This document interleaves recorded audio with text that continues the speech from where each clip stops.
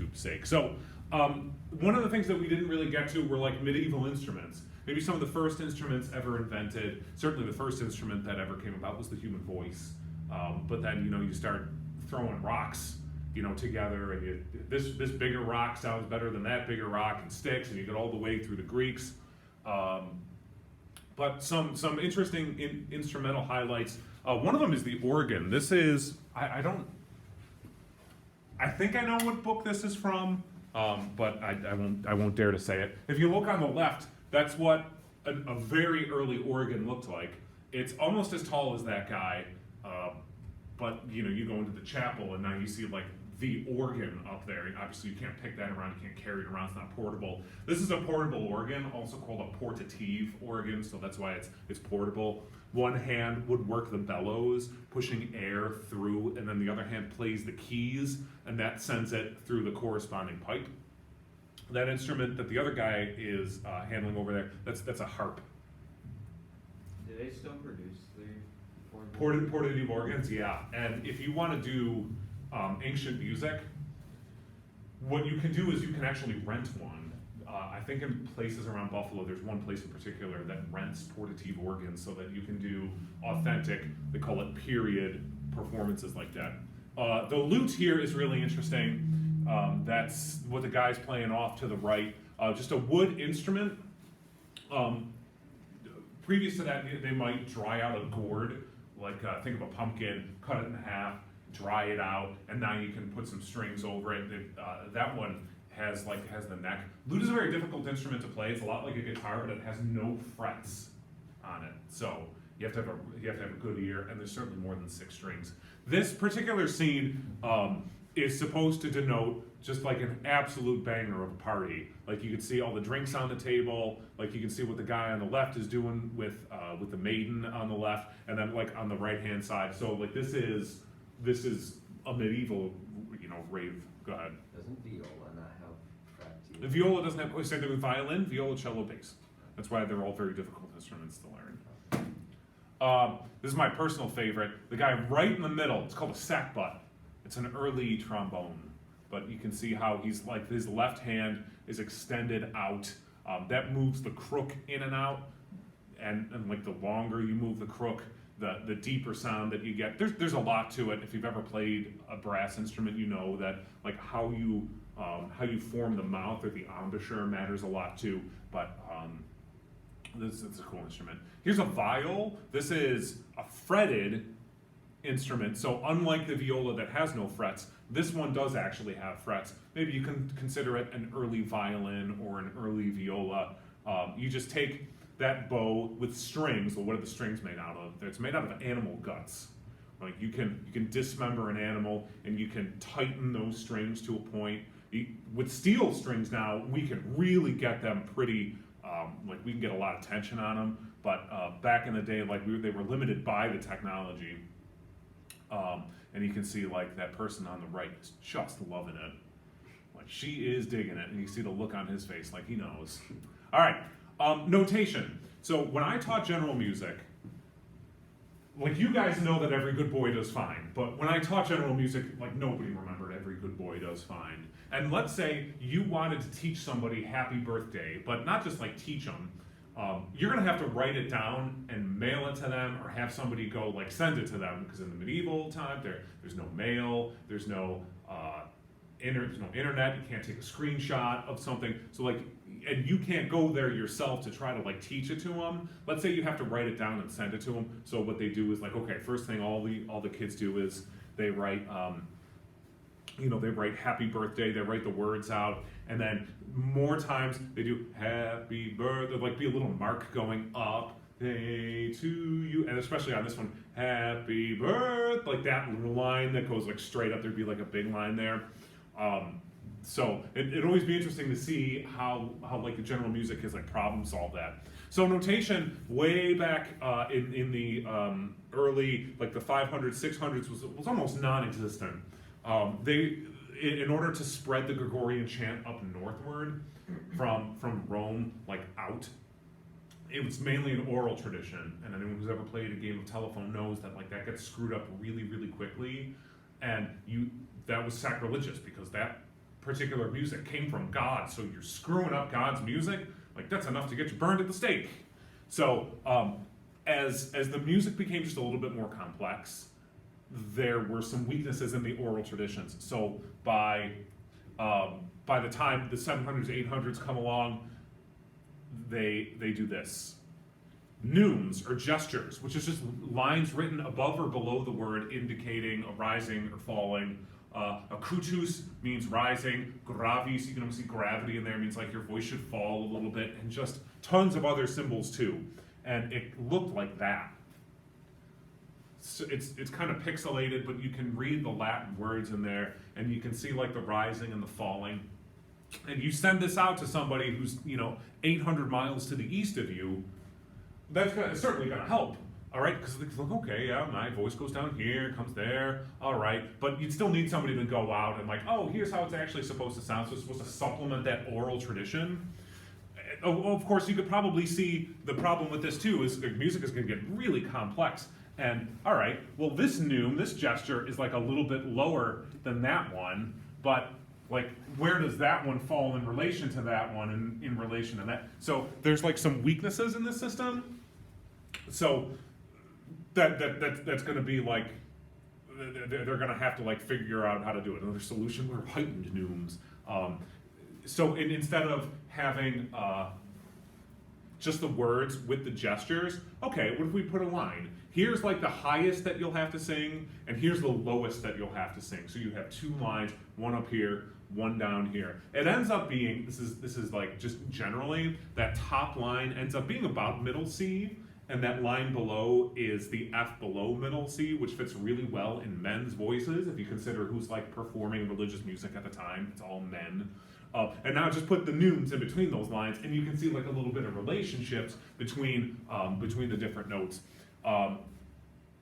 So by about 1000 BC, they added two lines in addition to that. So you've got a line on top, you've got a line on bottom, fill it in with two more. And when you looked at the Liber Usualis, this book that I had, you might have noticed that there's not 5 lines. It's not every good boy does fine. There are only 4 lines to it and 3 spaces. So even now, as we like print chant today, there are still 4 lines. But we added that 5th line a couple centuries after in order to just make it even more clear. And we haven't added the 6th since.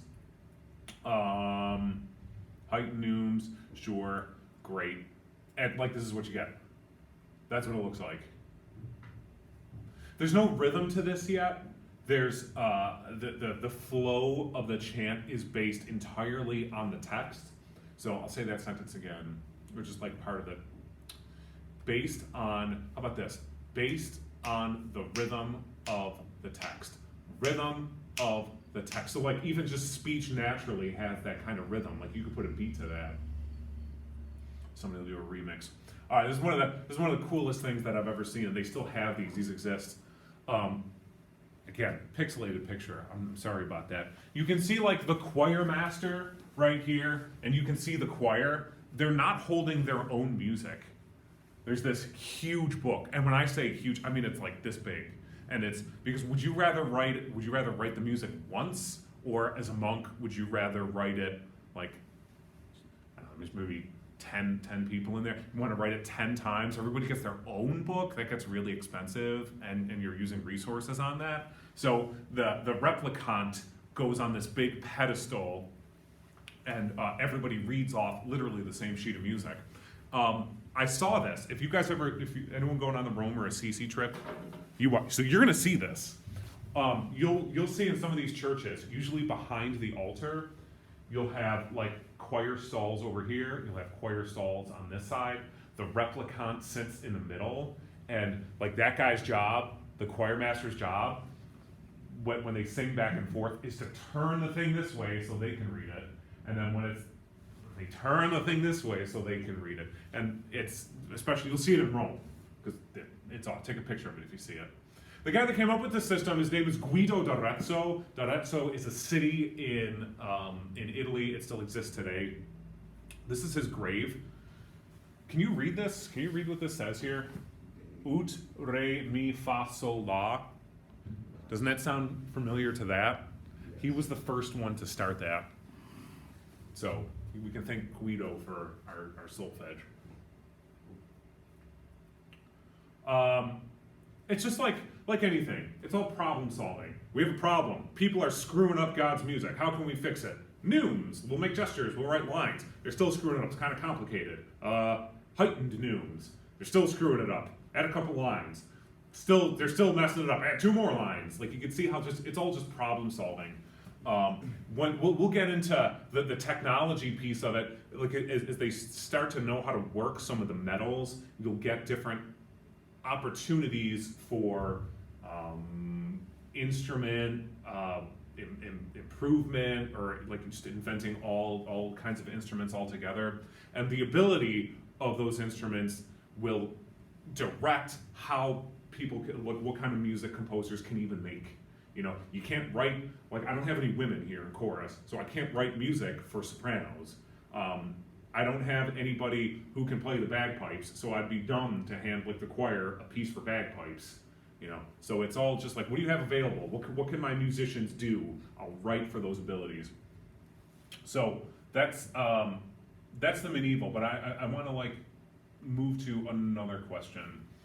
This is a bit of an opinion question. What do you think the most important development in music was? Either stuff that we've talked about already, or maybe something that like you might hazard a guess at that we've never talked about. So what do you think is the most important development in music? Creation of piano. The piano. Why the piano? Just like foundation point for a lot of classical music.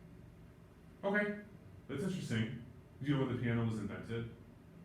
It's like the late 1700s. There's a lot of great music happening before the 1700s. I don't know it. Okay. What do you think? Maybe like recently like soundboard stuff like that, where you could say something in time with a certain, like sing something timed with a certain way. So basically, you don't have to be good at anything. Interesting. So like the next advancement in music sort of democratizes it a little bit. You know, my 7-year-old can take the iPad and he can take GarageBand with some preloaded tracks. That's really interesting. I've never considered that before. As like a huge development. I'll tell you what mine is. In my opinion, the biggest development that's ever happened in music is what's called polyphony. Polyphony. Poly meaning many, phony from the word phonics meaning sounds, so many sounds. A few weeks ago we talked about monophony, M-O-N-O, phony, like one sound, Gregorian chant style.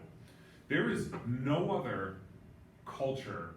It's like I hate to put this on YouTube because it'll be labeled as hate speech. Western civilization, that's Western Europe, is responsible for the best, most complex music in the development of music anywhere else. So, like ancient China had monophony, but you know, like who are some great Chinese composers of the 11th century? Like nobody knows. They wrote it down. I mean, like the Chinese had like wonderful record keeping systems, but like nobody knows. There was no Mozart of the Chinese happening at this time. There are now a lot of great Chinese artists like that I could think off the top of my head, but it's largely taken on the flavor of Western music. So polyphony.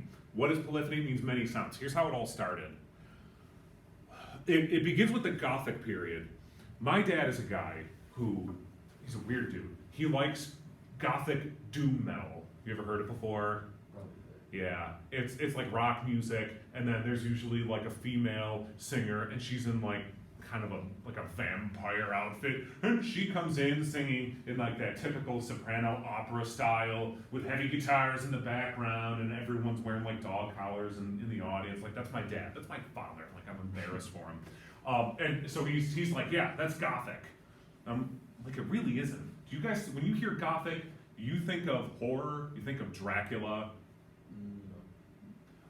if you do, I understand why. It's because we've been like, you know, we might talk about like Gothic writing from some of the depressing periods in the 1800s, like Frankenstein comes to mind, yeah. I think of like old churches. Think of old churches, you should. You really should. The advancements in architecture that happened in the late medieval, so we're talking 1200 to 1300s, like that's what, and then the Renaissance will be about 1400s-ish.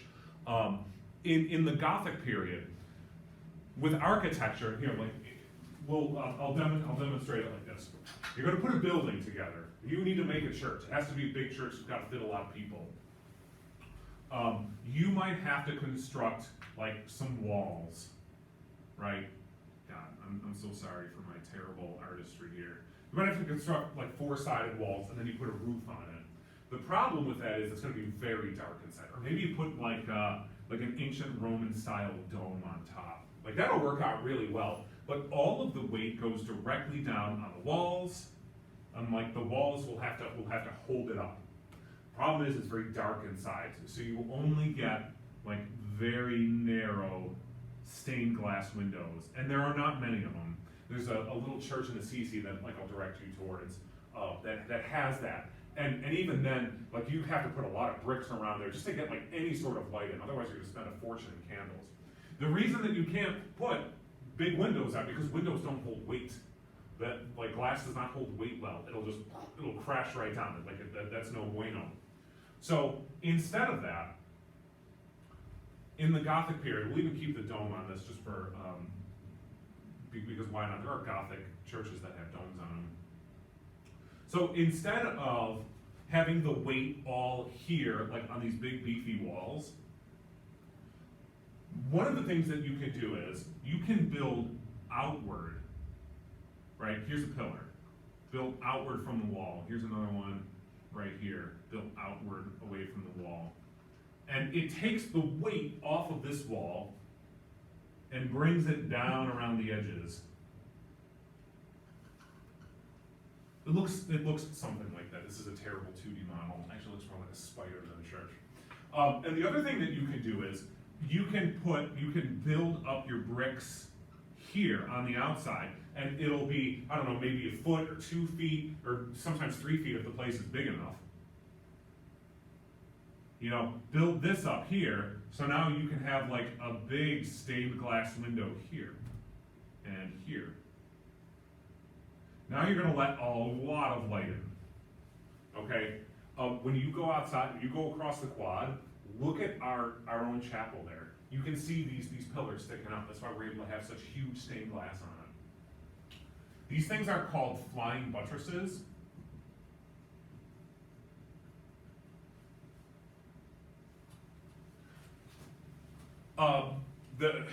When I take you into the chapel, like I'll point all this out. A ribbed vault, meaning that there's well, you know, it's like you look up to the ceiling and there's like, it looks like ribs up there. But also a pointed arch. You know, instead of a rounded arch like this, just one of the common things that they'll do is like that. So like as you walk in, this is like a giant door. Look at, next time you go in the chapel, look for that. Just look straight ahead and look up, you'll see that it comes to a point up here. Our own chapel is a Gothic style chapel. So if you don't believe me, go look for it yourself. But by doing this, you're letting a lot of light in, you've got new possibilities with stained glass, and the stained glass is important because no one knows how to read, so how do you show people the stories of Christianity and of the saints? And maybe you want to put a big stained glass of Pope Gregory up there with the dove sitting on his shoulder. The way you do that is stained glass. You can't do it the old way, you don't have that much room for a story. So the most notable and like the best, the pinnacle example of this is the Notre Dame Cathedral in Paris, France. Here you can see, here's your flying buttress right here, right? You can see them like extending out to the side. I mean, look at the stained glass there. And in between off to the side, and you see like how the brick is, like it purposely stands out. This spire wasn't built until many, many, many years later. It's a beautiful piece. What's the reason for this fire? I honestly don't know. I just think it looks freaking cool. But there's probably a better reason than that. That's what it looks like from the front. You can see how like these arches come to a point here, here, oh, to an extent there, like way up here, and it's very, very intricate. Gargoyles are around here somewhere. If you don't know what gargoyles are, they're statues of like ugly looking creatures, but it's pretty neat. So like that's a pretty typical, imagery. And just look at the inside of that. Look at the big. This is called the rose window. So this door is that right there, like that big giant rose window. It's beautiful. All right, so homophony to polyphony in the Middle Ages. It's called organum, spelled just like organ. That's what we're going to learn right now. So monophony, that single line chant, all the way to polyphony, 2 or more lines. Sing and symphony, to sing together, that's what organum means. A chant melody with at least one voice added to enhance the harmony. A couple different kinds here. Parallel, so meaning like the 2 or more voices will move together and it'll never intersect. Florid, like it changes. Well, you'll see. This video explains it quite nicely. Right after this advertisement.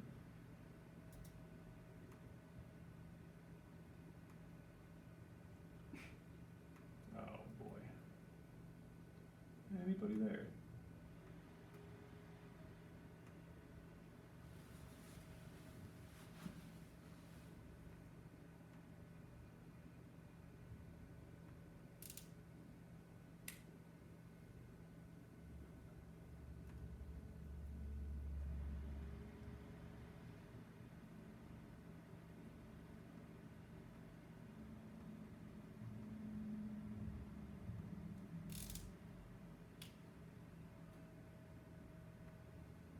Gregorian chant and organum. Organum is simply when you have notes of the Gregorian chant and you copy them exactly, usually at the fifth or the octave, It's parallel. and sing them at the same time. So if this was my original chant here, then I would copy it up, in this case 5 steps, and they would run, and this is called parallel organum. Now, that's probably the original way that it started, although there were other kinds like oblique organum, where one would just sing the chant on the same note the entire time. And then there's what we call contrary organum, where perhaps they would start at the octave, and if this one went up, that one would go down, and vice versa. So they make a mirror of each other, and so on. That's sort of a recap. What I want to show you today is the next development, which is called florid organum, or Notre Dame organum, because that's where it originated. So let's say we have our original chant. Just make one up right now.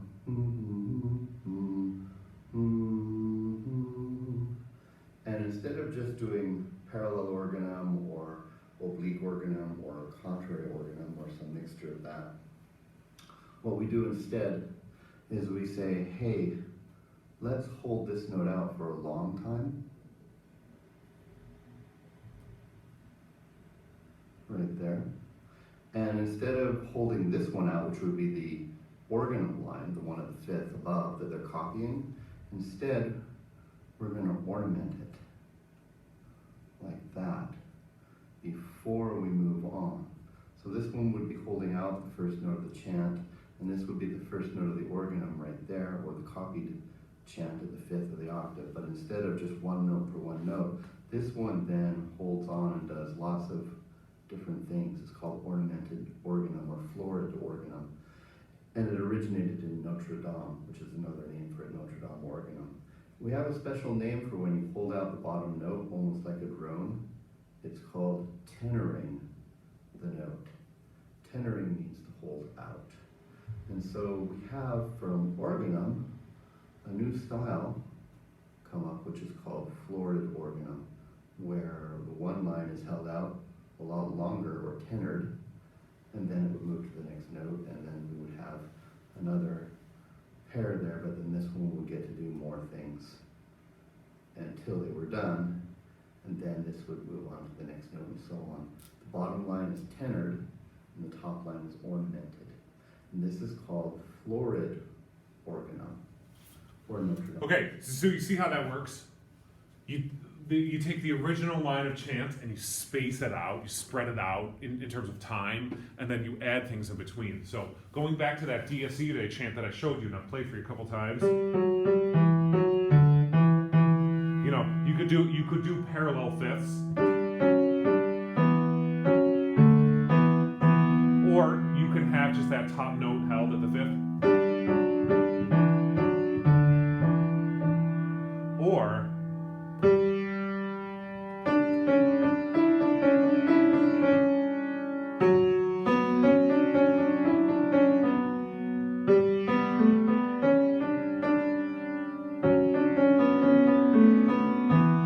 so there's like all kinds of different examples that you can do there. But the most important part though is the tenoring part. You almost see the word tenor out of it. We have basses, baritones, we have tenors. That's where that word comes from.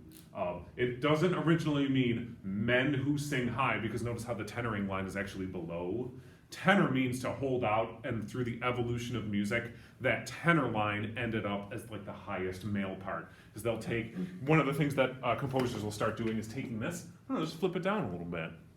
Oh, look at that, we turn it over on its head. So here's an example of this actually happening in Notre Dame. The guy's name is Léonin. Somewhere around the 1150s, nobody really knows for sure. By the way, St. Francis is born in what, 1190 something? Like, we're not even sure. He dies in 1226, so this is about the time of Francis. He wouldn't have heard this because it's all happening in Paris, and there's no way it was being exported in time for him to legitimately hear it. Léonin, he's really the first composer in all of this. He worked at the Notre Dame Cathedral, and it was his system of rhythm and polyphonic music for the first time, and equally important to create a method of notation to express this rhythm. We don't know what he looks like, but that's a kind of a picture of him, I guess. You can see him with his music book down there. Here is what this sounds like. This is an actual copy of the score, too.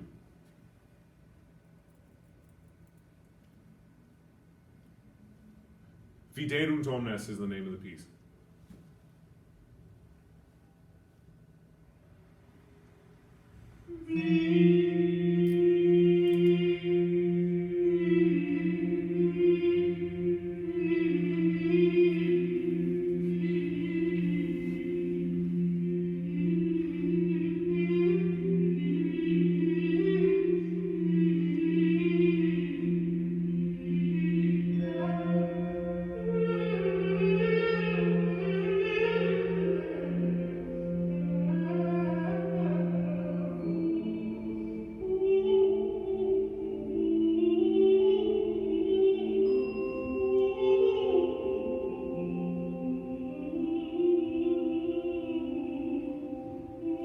This is the tenoring.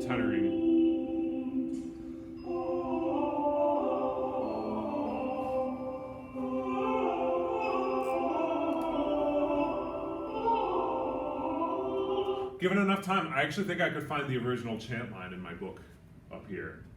So, the most important part here is the chant from God. All right? You have a most important part, and then you have like man's creation, which will never be as good as God's creation. That's the organum that's happening on top. And there's like a bell happening. Do you hear the bell?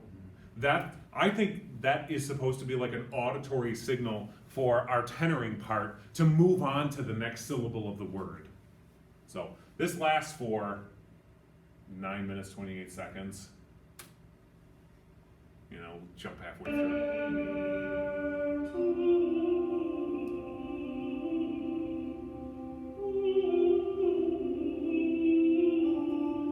And you can just imagine like like that big cavernous cathedral with no carpeting, nothing to soak up the sound, just how that would, I don't know, almost like incense, like the entire church is filled up with the sound like that.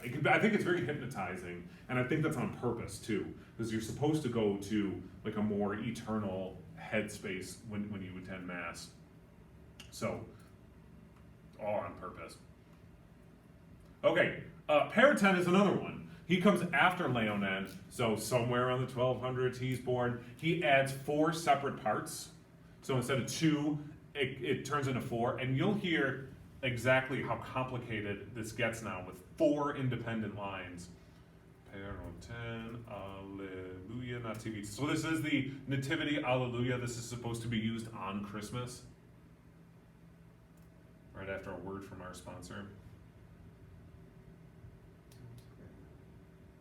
Oh, it's always Grammarly. I used to get ZipRecruiter ads, but not anything. So this is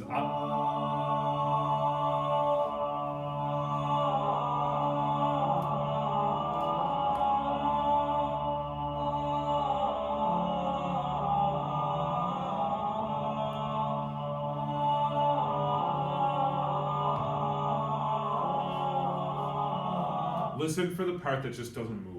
That's the tenoring line. By the way, the word is Alleluia. They haven't gotten off of yet, of Alleluia.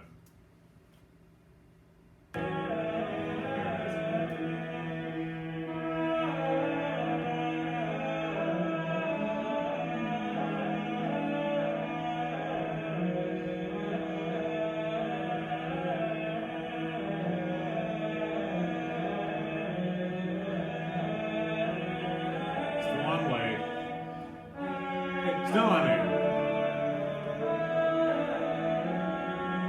But it's all constructed out of the original chant. Now, what instruments do you hear in the background?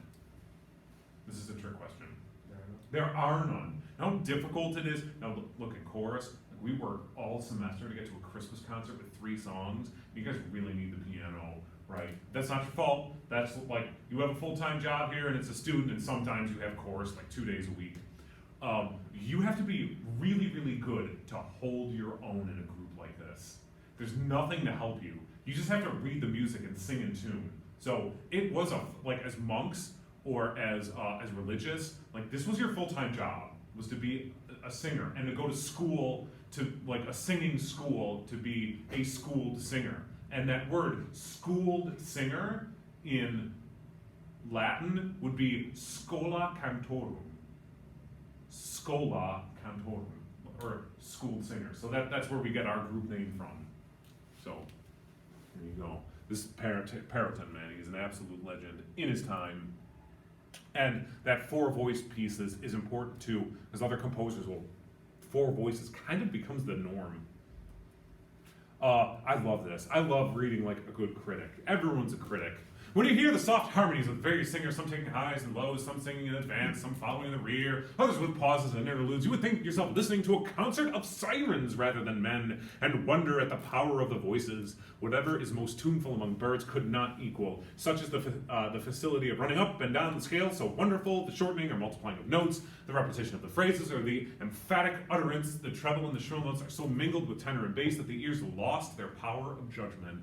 When this goes to excess, it is more fitted to excite lust rather than devotion. But if it is kept in the limits of moderation, it drives away care from the soul, and solicitudes of life, confers joy and peace, and exultation in God, and transports the soul to the society of angels. So what's this guy's beef?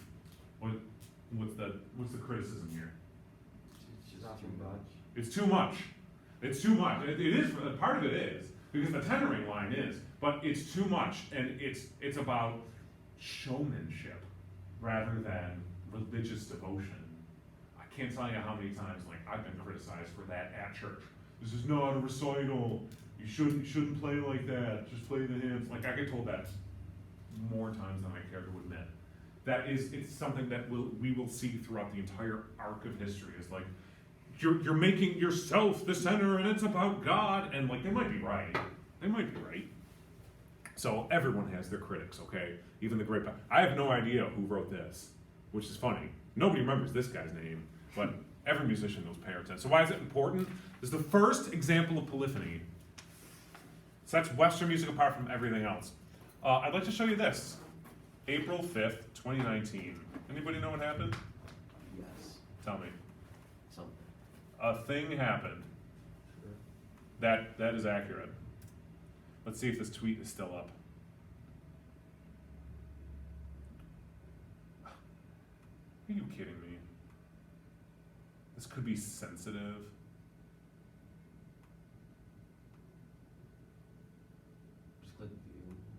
Oh, there it is. Give me sound.